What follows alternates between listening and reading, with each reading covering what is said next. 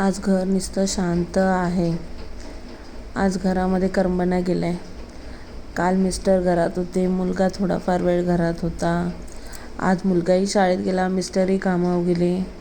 काम पण चालू काय नाही झालं.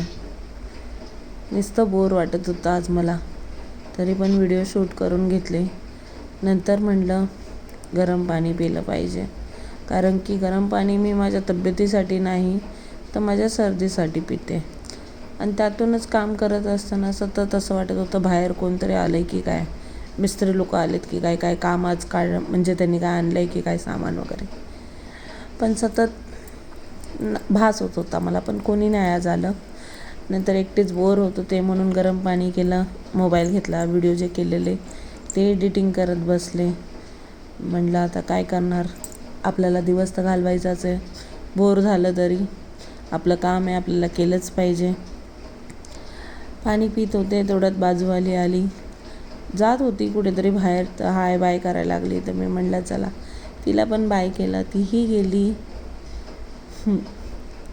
तुमचा कसा दिवस गेला आजचा? माझा तर खूप बोर गेला. Bye bye.